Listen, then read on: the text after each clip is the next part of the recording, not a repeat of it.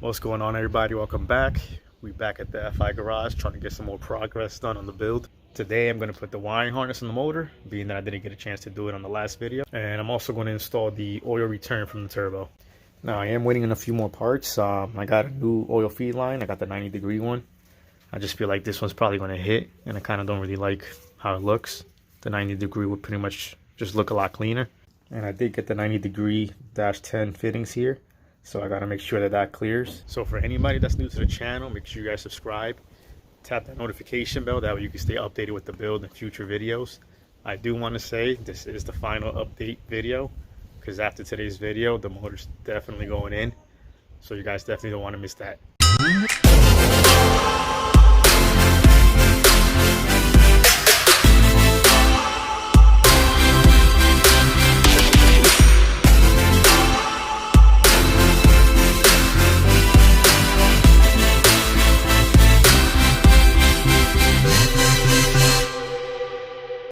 Alright guys, so here's my injector wiring. The harness is pretty much all put on.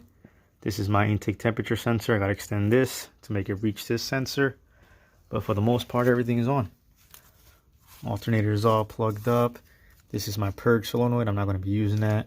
But the IAC is on. Got the throttle position sensor, map sensor. Distributor is plugged in. All the VTEC stuff is plugged in. So we're pretty much all set up there besides extending those wires. So now I gotta go and check this 90-degree fitting just to make sure we have clearance on that. And no, I did not forget about the ground for my thermostat. So I'm gonna be putting that on as well.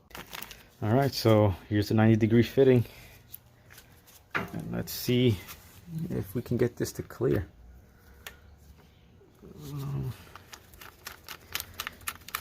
You know what? I think we're actually good.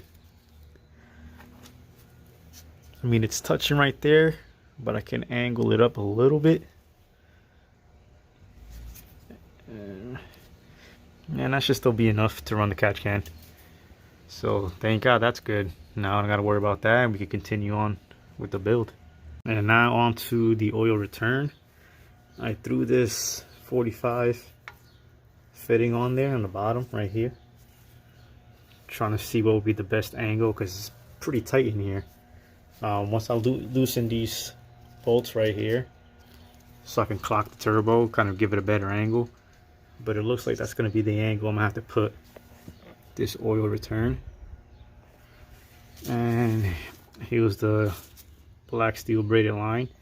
Pretty much all you want to do is kind of measure from here to where the oil pan is, and try to get a good angle at it. You don't want the wire to kind of go up and in.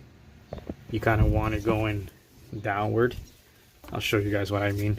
Alright, so pretty much you want the line to come out the return, but you kind of want it angling downward like this to make sure all the oil goes into the oil pan. Because if you have it going like that, then it's just going to be sitting on the line here, and it's actually not going to make it inside the oil pan. And then eventually it'll cause leaks and stuff like that. So you pretty much want to measure the cut. So just about there will be good for me. So usually I'll put some tape here, and that way I know exactly where to cut. And then I'll take this back out and just put it inside the fitting. Alright guys, so I made my cut on one end already. It's best to use electrical tape. Kind of holds everything together while you cut through it, and then you can take the electrical tape off. And you want to use a lot of lube. I'm going to use some penetrating oil. But if you guys ever done lines like this before, you know that this is a pain in the ass to do. Alright guys, so what you want to do here is you want to take this end off of the fitting all the way. And the reason you want to lubricate this end is because on the steel braided line itself, there's like little wires that kind of stick out here. So when you try to put it in here, it doesn't go in smooth. So the lubrication kind of allows it to smoothly go on all the way in. And once you have it seated all the way in there, then you can grab this end and start tightening it down.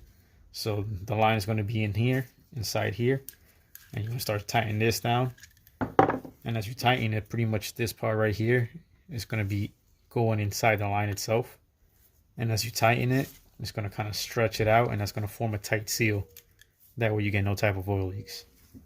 So I'm going to attempt to put this on, and then I'll show you guys the final result. Alright guys, so this is how you want the line to look. It's all even, smooth. Now I still got to tighten this all the way down until it's completely shut. But I just wanted to give you guys an idea of how the line's supposed to look. So once you fully tighten these down, you can go ahead and put it on the car, and then you're all good to go.